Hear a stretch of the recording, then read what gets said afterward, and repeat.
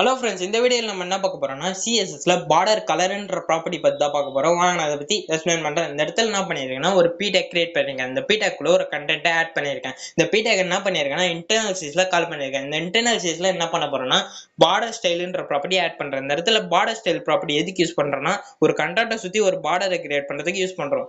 இந்த இடத்துல ஆட் பண்ணிட்டு இதுக்கு சாலிட்னு வேல்யூ கொடுத்துக்கிறேன். இந்த இடத்துல சாலிட்னு கொடுத்துக்கிறேன்.